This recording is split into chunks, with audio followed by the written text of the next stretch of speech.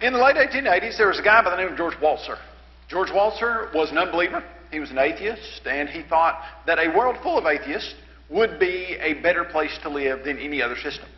But, of course, he didn't know where he could find a place where there were just unbelievers, and so he decided he was going to make one. And so he started a township called Liberal, Missouri. Now, in Liberal, Missouri, there was a simple rule. You could not believe in God, you could not believe in heaven, you could not believe in hell, you could not believe in anything supernatural.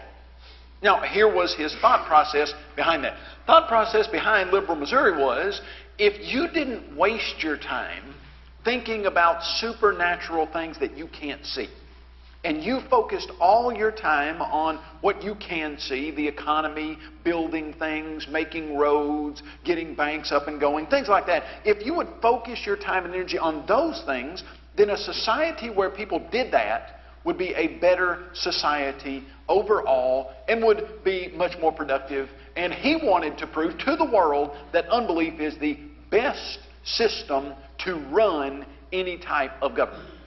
And so that's what he started to do there in Liberal, Missouri. And as you go to Liberal, Missouri now, you can see some of the roads and the street names. You have Walzer Avenue, named, of course, for the founder, George Walzer. And then you have Darwin Drive for Charles Darwin, who is responsible for bringing evolution to the forefront. Ingersoll, from Robert Ingersoll, who was an agnostic that was world-renowned for writing against Christianity and the Bible and things of that nature. And so you can still go to Liberal today. It's a very different place than it was back in George Walzer's time, because here's what happened. A man by the name of Clark Braden decided that he would go and visit Liberal, Missouri and see what was going on. Clark Braden, if I understand it right, was a member of the Lord's Church. He was a roving gospel preacher and debater, and he would do tent meetings and things of that nature. And he went into Liberal, Missouri, and just reported about what he saw there. And he wrote that up in the St. Louis Post-Dispatch in 1885. This is a copy of the very article that he wrote. When we started researching this story, we called the county seat or whatever it was, and they had a copy of the actual 1885 paper and sent that to us. And if you could see this, which you can't, it's titled, well, maybe you might can see the big print, An Infidel Experiment. And so he says, let me tell you what I saw in Liberal, Missouri. And that's what this article is about. And here's what he reports he saw. He says, when I went to Liberal, Missouri, it was a cesspool of immorality. He said everybody cussed, from the littlest kid that you talked to all the way up to the women and the men. It was filthy language all the way through. He said when you went into the hotels, they were nothing more than brothels. There was prostitution rampant in the place. He said everybody drank alcohol. The children didn't obey their parents at all. There was an overwhelming atmosphere and environment of disrespect. It was just a horrible place to live. In so many words. That's what he wrote. And he put it in the St. Louis Post-Dispatch.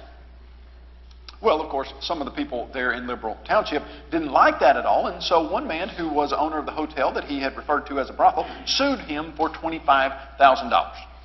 And in 1885, $25,000 was a considerable amount of money. The case went to court. Apparently, the evidence was so overwhelming that what Clark Braden said was true, that the case was thrown out of court. Clark Braden never had to appear, never had to make any type of statement, and the man who sued him had to pay all of the court costs. Well, what we found out from the infidel experiment, Clark Braden reported, everybody in the place would like to get out of it, but their property value has sunk so low because it's such a terrible place to live. Nobody wants to buy any property and come in, and people can't get out of it. Now, what George Walzer thought was going to happen didn't happen at all. In fact, not only that, but George Walzer later ran into the teachings of Jesus. Apparently, he hadn't given them much thought before he founded Liberal, Missouri. Afterward, he started giving them quite a bit more thought, and he realized, hold on just a second, I've been terribly wrong about this.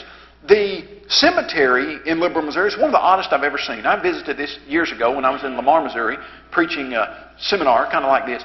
And the cemetery is very interesting because all of the graves are in a circle, and there's one grave in the middle that is empty in the middle of the entire circle of the Liberal Township, which was supposed to be for George Walzer, the founder of Liberal, because he wanted to be buried right there in the middle of all his fellow unbelievers. until he started giving the teachings of Jesus Christ some consideration, and he realized he'd been terribly wrong, and he didn't really want to have anything more to do with Liberal, Missouri, and he certainly didn't want to be buried in Liberal, Missouri, and so he was moved to Lamar, Missouri when he did die, after he saw the error of his ways and became a believer in the broadest sense. I don't think he ever was baptized into Christ and was added to the church by the Lord, but he did become a believer in God and the teachings of Jesus, at least some of them, and realized, hey, that unbelief is not anything I want to have a part of, and I sure don't want to be buried in Liberal, Missouri. I want to be buried in Lamar, Missouri, and that's where his tomb is today. So what do we learn from that? If you were to look in Psalm 14:1, you would read the following statement: "The fool has said in his heart, there is no God." Now, lots of times we stop right there, and that's as far as we go. And if you were to listen to the current atheistic teaching and talking about atheism, what they would tell you is, hey, atheists are nice people. In fact, they're a lot nicer than some Christians, and the morality of atheism is really a good system to live under. And atheism, at the worst, is harmless, and at the best, it's a really good system that would help people live better. That's what you'll hear. But lots of times we don't finish what Psalm 14:1-3 says. The fool has said in his heart, there is no God. Well, but then you get some commentary on what happens when you put atheism into practice. They are corrupt. They have done abominable things. There is none who does good, no, not one. The philosophy of atheism leads to immorality. Now, not all atheists put that into practice, just like the philosophy of Christianity leads to an atmosphere and environment of love, and not all Christians put Christianity into practice. But if you are to put the teachings and ideas of atheism, of unbelief, into practice, like they did in Liberal, Missouri, you would see an immoral system to the core. Now, you don't have to take my word for that. The Bible says it there in Psalm 14:1-3, but you're also going to hear that exact statement from atheists themselves. In fact, from some of the leading atheists. But here's what I want you to know from this lesson. This is the takeaway message. Atheism is not just a mental belief system. It brings with it an entire baggage of very serious immoral teaching. Now, the unbelieving community is going to argue with that. But I think after you get through with this lesson, you'll see that's exactly what is going on with unbelief.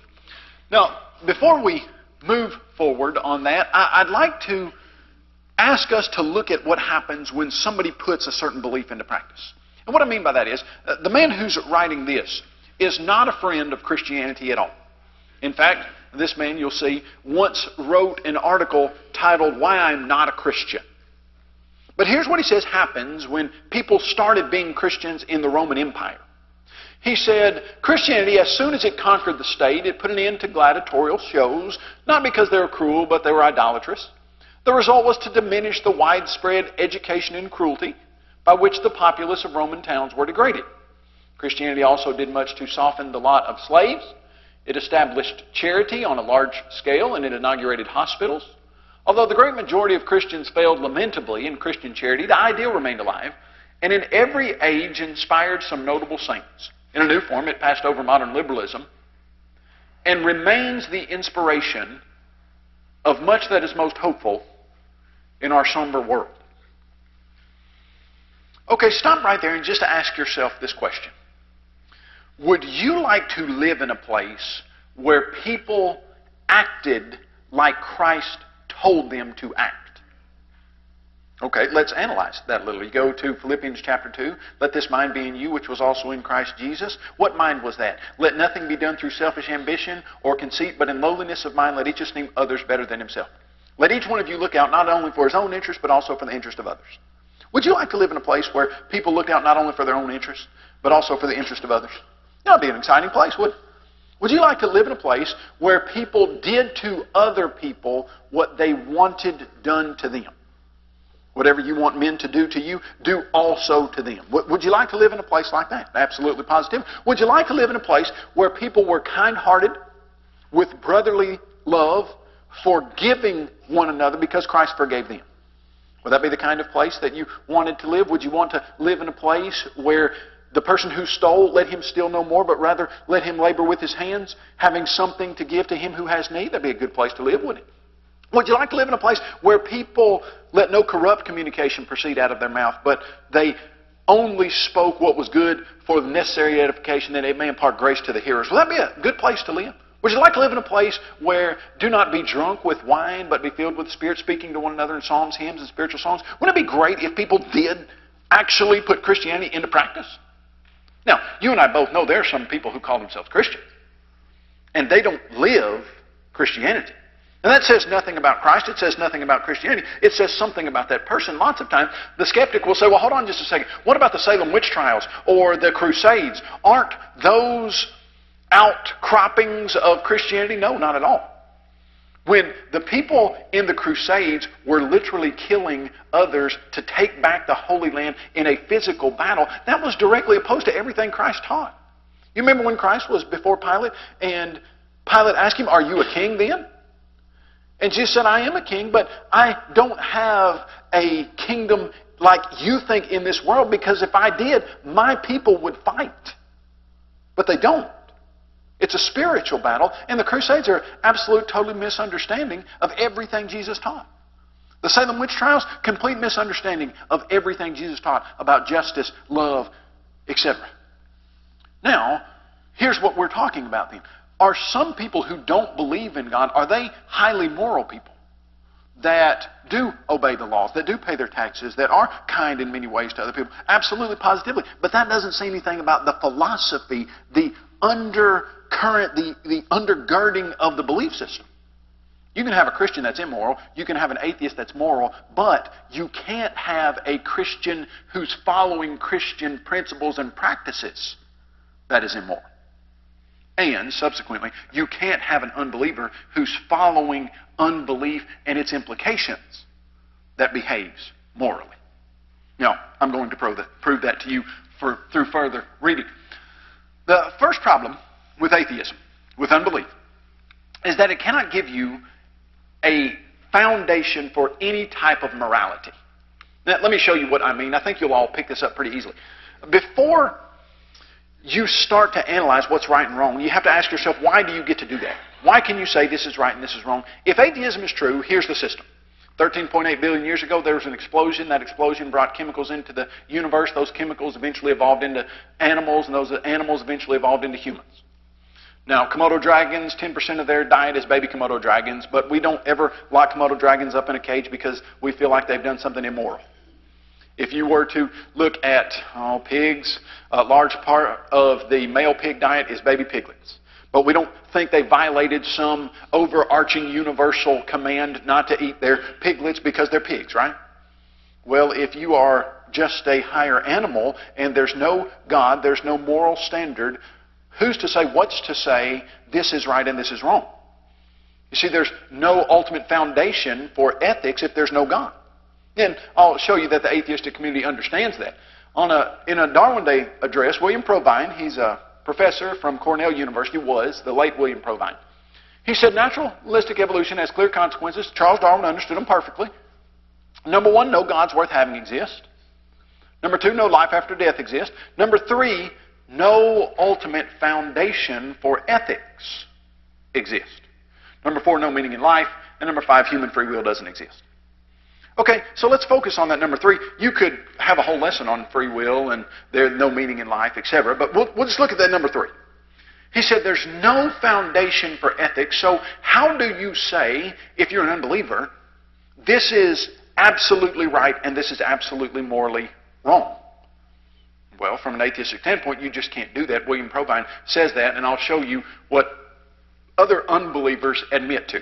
Charles Darwin says, a man who's got no assured and ever-present belief in the existence of a personal God or of future existence with retribution and reward can have for his rule of life, as far as I can tell, only to follow those impulses and instincts which are the strongest or which seem to him to be the best ones. Now, you see why Provine said Charles Darwin understood this perfect.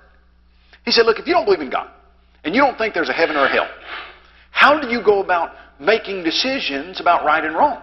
Well, you just follow the instincts and impulses that seem the best to you. I think the entire book of Judges is a testament to that very fact when multiple times it says, and everyone did what was right in his own eyes. Now, let's see what happens when everyone does what's right in his own eyes. You go down to Texas Roadhouse and you order a 16-ounce T-bone steak, and somebody else orders they order the little 8-ounce, and you're really starving, and you get your steak, and you look at it, and it's not cooked the way you like, and it's tiny. I mean, it looks like the 6-ounce. And you look over at the person that ordered the 8-ounce, and theirs is huge. Look like it's cooked perfectly. They don't even, it's somebody that's much smaller than you, and they don't even look like they need the whole steak, and you want it, and you're really hungry, and you go over and you say, hey, will you give me your steak? They say, no, I'm not giving you my steak. It looks great. I'm about to eat it. You say, I'm bigger than you. I want it. I said, no, I'm not giving you my steak. If you don't give it to me, I'm going to take it. Because I feel like it. That's the impulse, that's the instinct that is the strongest to me at this moment. Give me your steak. And you punch him in the face and you take it and you sit down and start eating your steak. Now, who can say you did something wrong if there's no moral standard? Now, someone can say, I don't like what you've done. I don't want that done to me, so I'm going to call the police so you can't do that to anybody else. I don't like what you've done. I don't think it'll help our social group here, and so I'm going to make sure it doesn't happen to us. No, that's not the question we're asking. Did you do something wrong? Well, according to Darwin, if there's no God, you didn't do anything wrong. You're just following the impulses and instincts that seem the best to you, and that's the only way you can proceed. And that's why the psalmist then explains they are corrupt, they have done abominable things, there's none who does good, no, not one, because there's a way that seems right to a person. Hey man, it seems right. I'm bigger. I need more protein. I need more calories. That person didn't even need that steak. I should get it because I worked harder than that person. Whatever. It seemed right to me. Continue with me. Dan Barker, in a debate with a guy named Peter Payne, and basically the debate was on this subject. Do ethics require a God? And in the debate he said there are no actions in and of themselves that are always absolutely right and absolutely wrong. It depends on the context. He said you can't name an action that's always absolutely right or wrong. I can think of an exception in every case. Okay, this is the most clear presentation of situation ethics you'll ever read in a couple sentences. There's no action ever that is ultimately right or wrong. I can think of an exception in every case. Now, a student during the question section came to him and said, you've said there's no action that's always right or wrong. You can think of an exception in every case. When would it be right to rape a person? It's a good question. If he thinks he can defend this statement. Barker said, well, he said some of this stuff is so outlandish you would have trouble thinking up one, but I could if aliens came down and said we're going to kill every human being on the earth unless you did that. Then it would be your moral obligation to do that. Okay? All right, so I knew that he said that in 2005. I debated Dan Barker in 2009. I had the transcript and the recording of this debate, and I said, Dan Barker, in Peter Payne's debate, you said that it would be okay to rape a person to save all humanity. What about two people? He said, yeah. I said, what about 2,000? He said, yeah. Now, naively, here's what I thought. If I could get one of the leading atheists to admit that he thinks it's moral to rape, and then I said 2 million people. I said, what about 2 million? If I could get that to happen, what I thought was the moral radars of the atheistic community would hear that and say, whoa, is that what atheism really teaches and is about? I don't want any of that. But with a straight face, Dan Barker said, yeah, you raped 2 million people. And he said, then you would thank me because I would have saved your physical life. And he said, it would be something that I think would be terrible, it would be something I would hate, but it would be my moral obligation. Now, do you understand what is happening And you're not taking, here's what I want you to understand. Don't take my word for this. This is the leading atheists themselves. And like I said, I naively thought that if I could get Dan Barker to admit to that, case closed, deal's over, it's finished. But no. Admitted it and went right on. And the atheistic community that listened to him say that with a straight face all basically said, yeah, that's what atheism is. Now, we don't want you to know that. We want you to think. In fact, he's got a book called Your Friendly Neighborhood Atheist, in which he says atheism is a much more moral system than Christianity or anything you'll find in the Bible. Continue with. Where would you get the idea that it would be all right to kill unborn children? Now, I'll tell you where you wouldn't get it. You'd never get that from the Bible. In fact, as you look into the Bible, here's what you get from every idea of childhood and early human development. From the point of conception, a person is viewed as a person for the rest of their life, whether they are in a mother's womb or whether they are outside of a mother's womb, from conception. In fact, when God talks about babies that are unborn, He uses the same words that He uses with babies that are born. When God talks about prophets like Jeremiah and Isaiah, and they're in the first chapter of Jeremiah, when He talks about knitting Jeremiah together in his mother's womb and having a plan for Jeremiah from how long? From the time he was born? No. From the point of conception. When you look in the Proverbs, and the Proverbs writer explains to you these 6 things the Lord hates. Yes, 7 are abomination to the Lord. And one of them, hands that shed innocent blood. Okay, you're never going to the Bible to get the idea that you could, with no moral guilt, with no moral backlash, you'll never get the idea that somehow it would ever be right to kill an unborn child. But where could you get that idea? Oh, well, I think you know exactly where I'm going with this.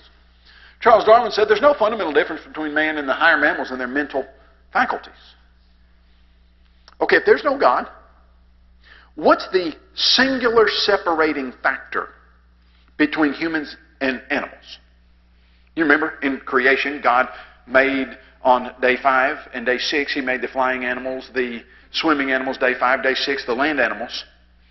But on day 6, He then created humans, breathed into them the breath of life, and before He did that, God the Father, God the Son, God the Holy Spirit had a committee meeting and said, let us make man in our own image according to our likeness.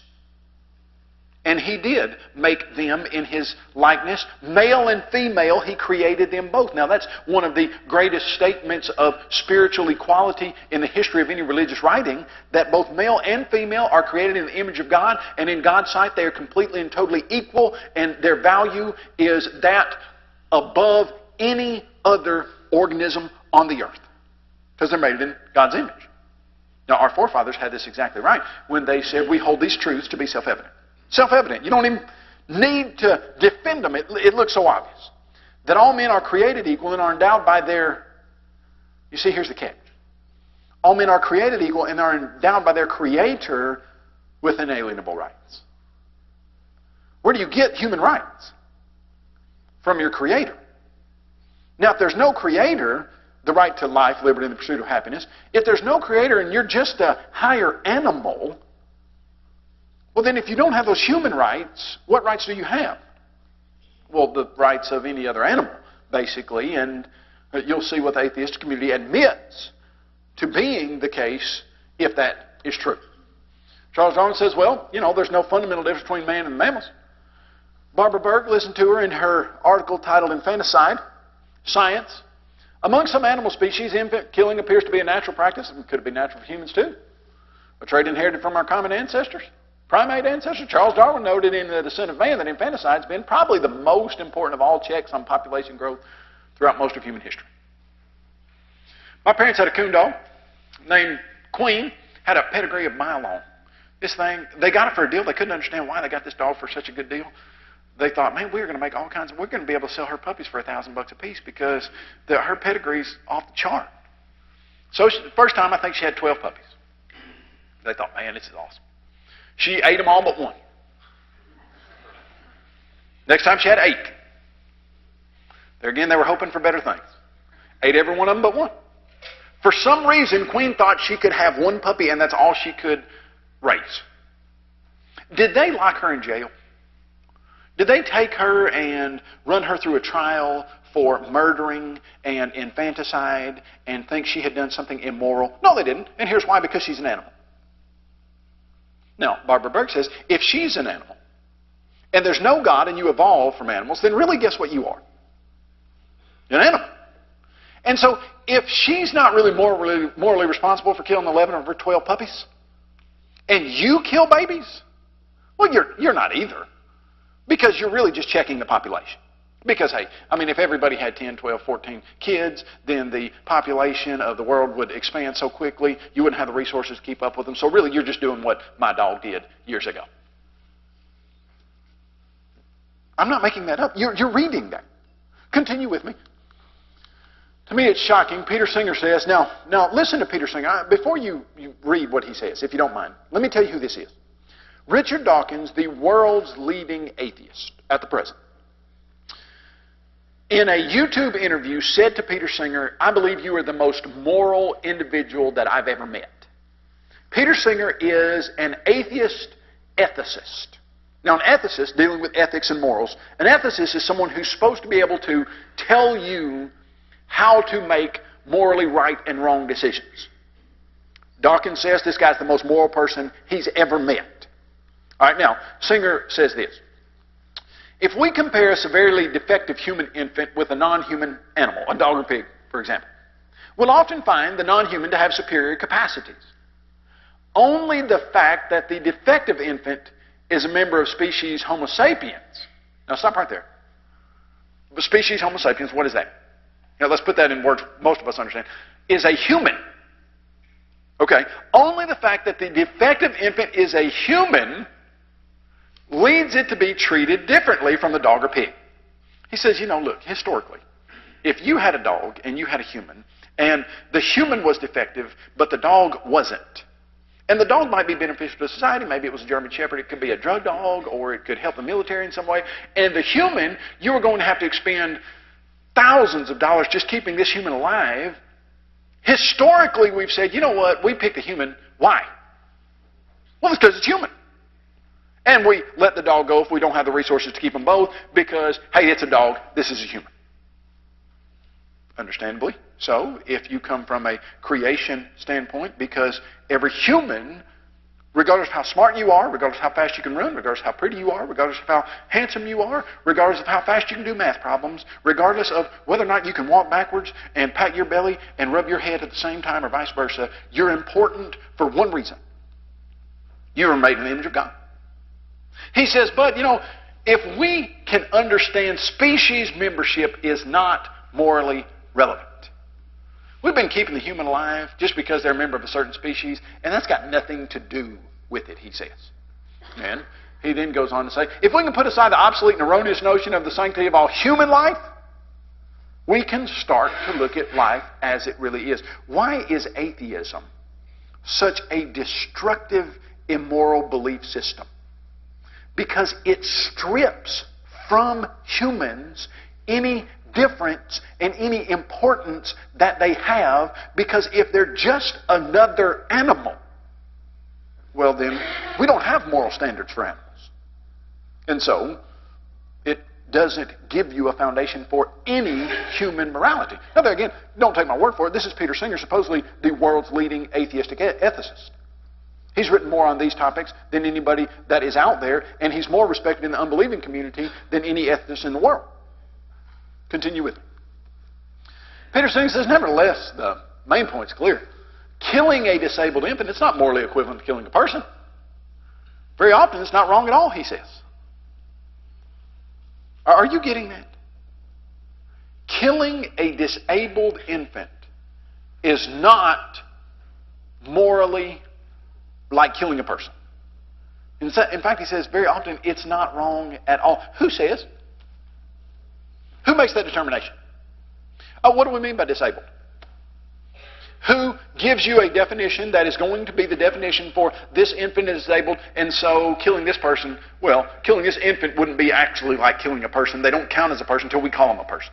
I mean, a person without a finger, would they be disabled enough? A person without an arm, would that infant without an arm be disabled enough? Who gets to write the definition for who lives and who dies here? Well, the community who has dubbed themselves the moral standard of the community that says, hey, you know, if we would just call these infants disabled, then we'll just pick which ones live, we'll just pick which ones die, and we're not doing anything wrong because we're just animals, and we do that with animals all the time. Continue with me. James Rachel's. Now, I want you to read the title of his book, Created from Animals, The Moral Implications of Darwinism. An infant with severe brain damage, even if it survives for many years, it may never learn to speak. Its mental powers may never rise above primitive level. In fact, its psychological capacities, they may be markedly inferior to those of a typical rhesus monkey. In that case, moral individualism would see no reason to prefer its life over the monkey's. Now let's look at something, and you need to understand this, I think. You need to understand what an implication is. An implication is something that naturally follows that is true about a system, whether you like it or not, if certain things are true. Now, let me show you what I mean by that.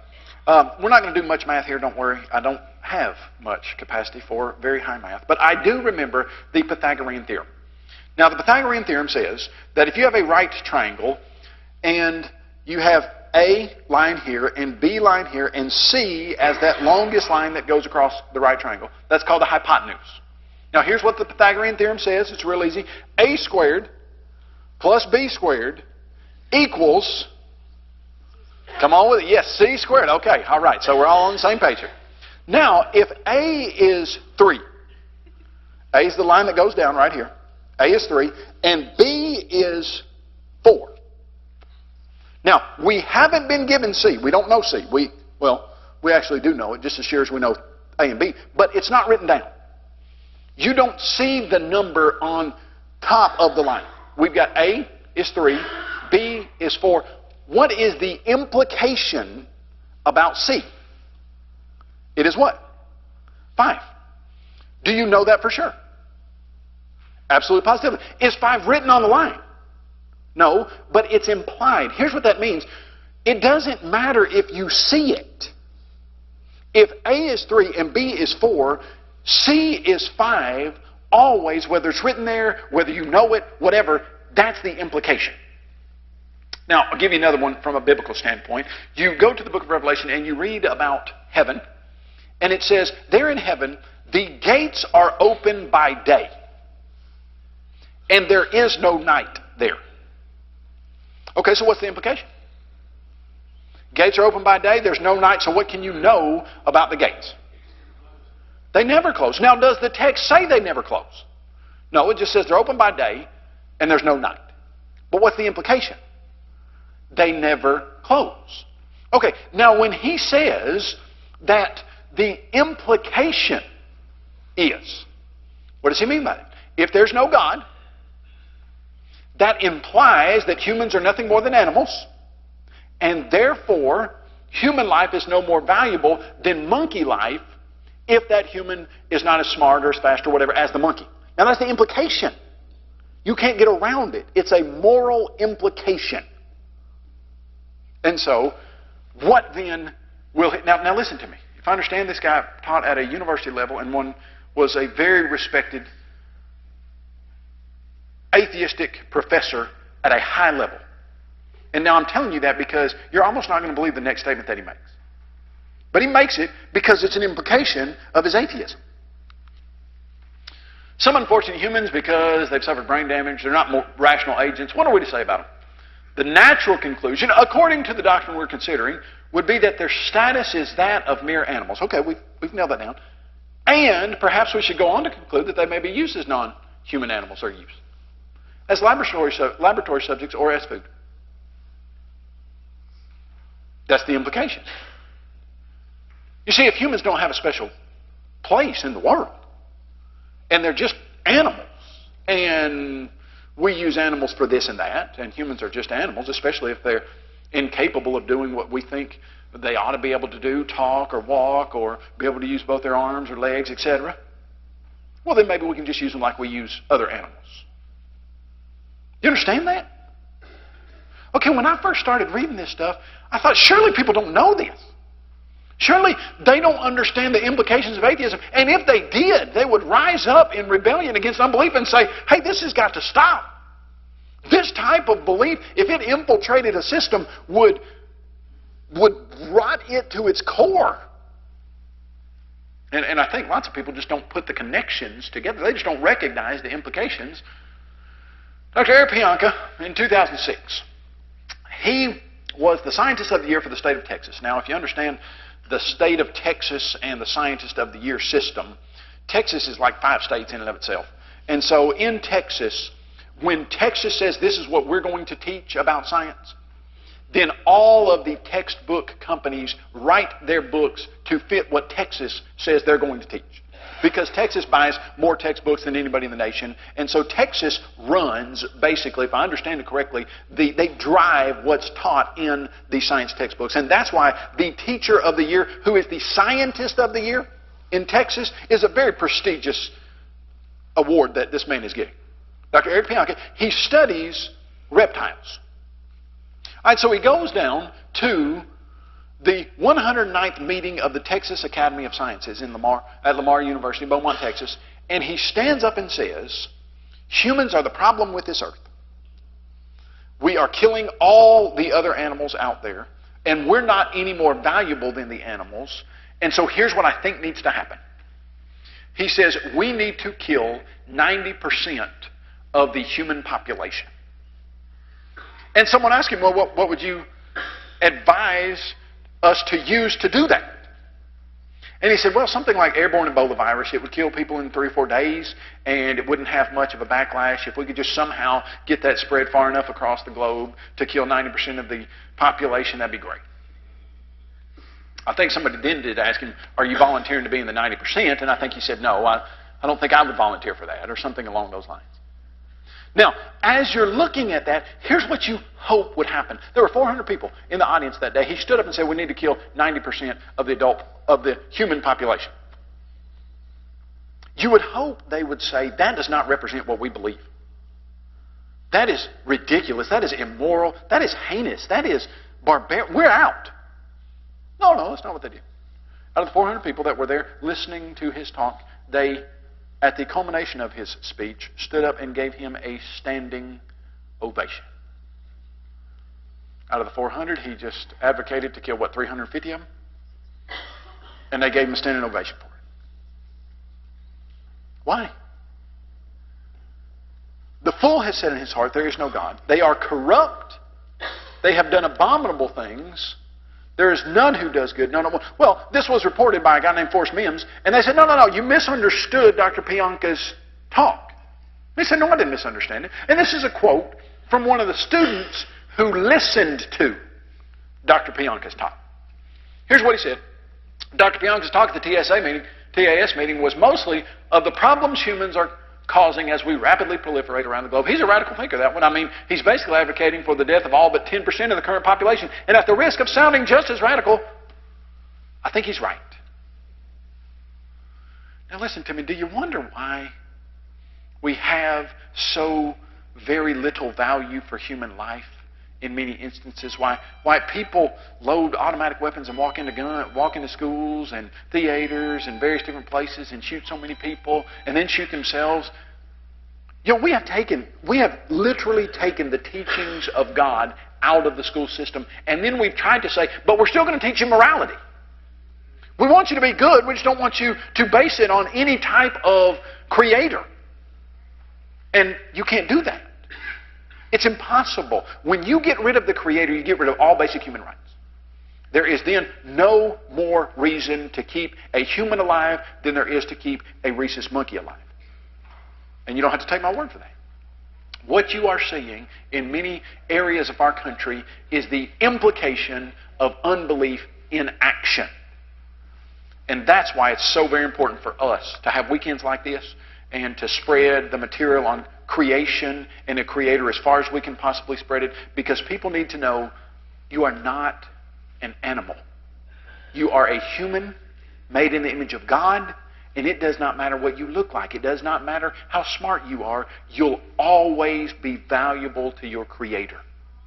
And that person sitting next to you, that person sitting next to you is made in the image of God too, and they'll always be valuable to their creator too, and so you need to treat that person nicely. Because they're valuable just like you're valuable. The fool said in his heart, there's no God. They're corrupt. They've done abominable things. There's none who does good. No, not one. Sure appreciate your kind time and attention. Appreciate you having me.